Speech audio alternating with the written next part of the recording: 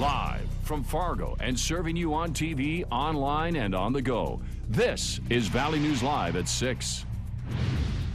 Multiple shots fired at officers at the Roadway Inn at Main Avenue in West Fargo. Good evening, everyone. The motel has been completely evacuated. Good evening, and thank you for joining us. A perimeter has been set up there. We're talking about Main Avenue in West Fargo, west of Sandy's Donuts. Everyone has been asked to stay out of that area. Valley News Team's Ashley Bishop joins us live from the scene right now with much more. Ashley, what can you tell us? Good evening, Mike and Andrea. We're here just about a block away. You can see the hotel is behind me, about a blockish, like I said. It's been a chaotic afternoon here in West Fargo, and here is the timeline of kind of how everything happened. What we know is that police received a call from a man saying he saw another man with a gun through a window at the hotel. They came, checked on the man, and when they made contact, that is when shots were fired. Police immediately decided to evacuate the hotel. We heard over the police scanner this afternoon they were evacuating people on the first ground level through the windows of the hotel, not knowing, the situation what this man was in.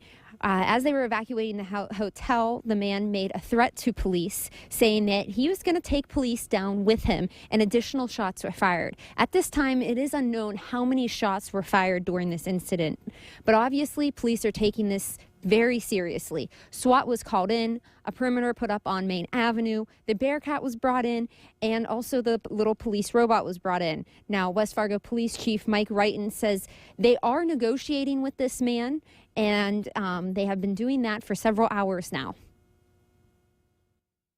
The individual we believe we have identified, he is from outside of the Fargo-Moorhead area, but as far as a name or his home address, I will not release that at this point.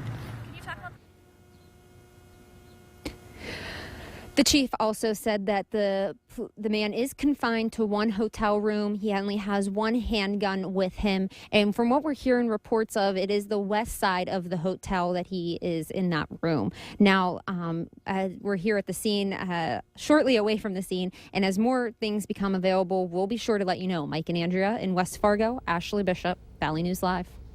All right. Thank you, Ashley, for that live report.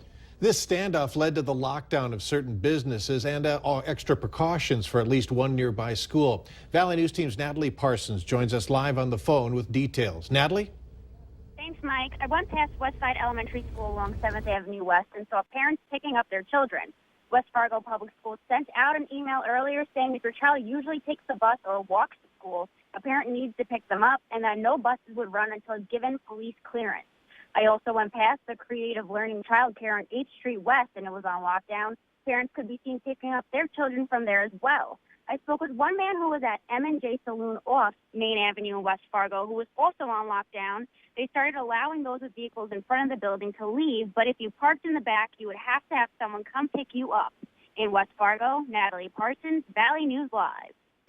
All right, thank you, Natalie. The people evacuated from the Roadway Inn are all safe and are currently at Veterans Memorial Arena in West Fargo.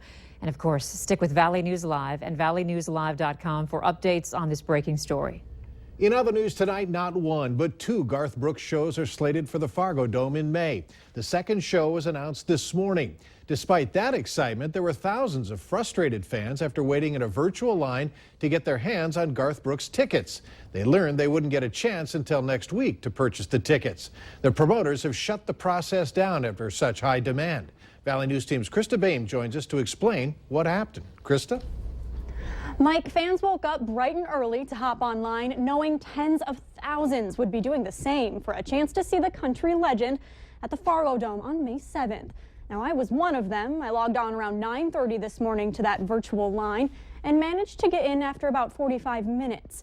That was not the case for many people. The demand just became too much, with many waiting hours to get through.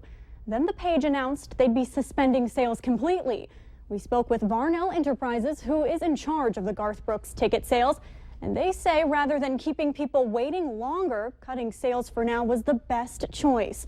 But fans will have to wait a week to get another shot. We can't get all this turned around to be prepared. Obviously, we want the system to be fixed so that we can handle the traffic. So we want to make sure we do that first. We get everything set, and then we can go back on sale and let folks know what we're doing. Barnell Enterprises says this has happened one time before in San Diego for a show. They did the same process and said it ended up going well.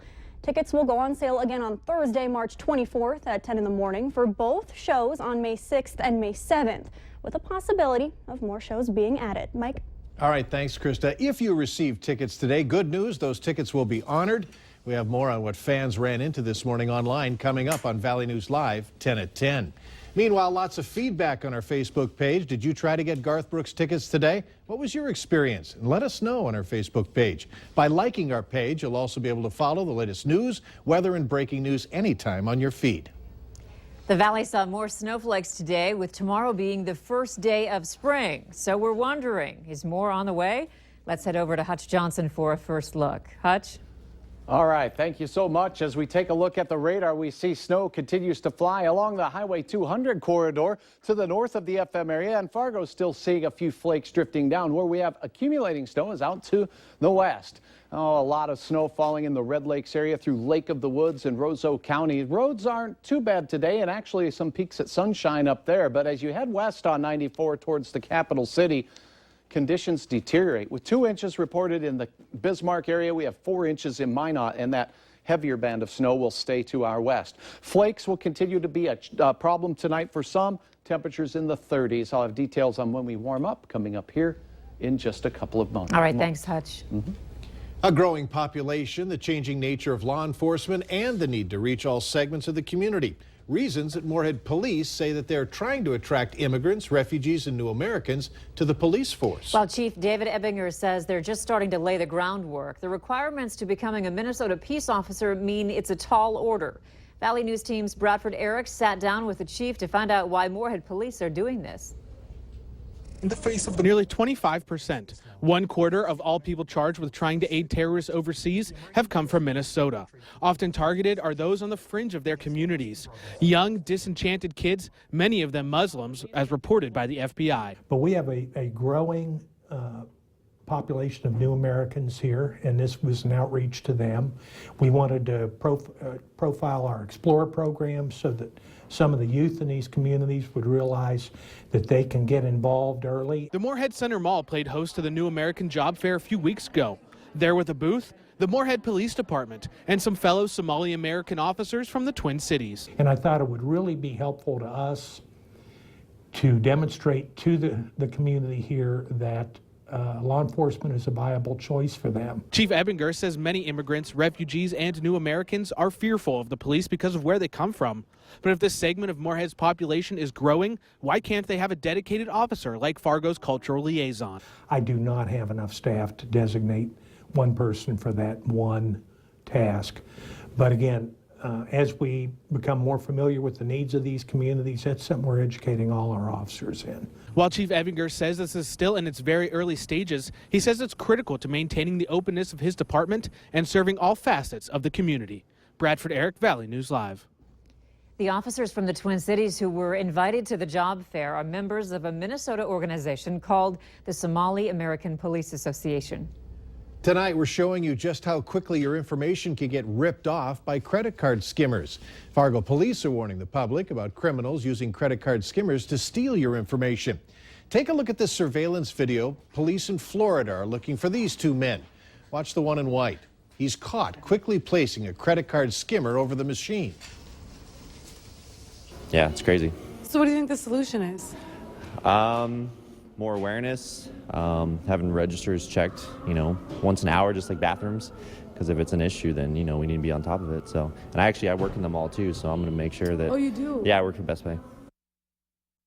Now, there are many ways that criminals can get at your information. Police say the best way to combat these crimes is to monitor your credit and debit card and report anything that seems wrong. Low prices in the ag and oil industries have dealt North Dakota a big blow to its economy. Details are later on Valley News Live at 6. Flakes continue to fly in the valley, accumulating snow out to the west. Your hour-by-hour forecast is coming up right after this.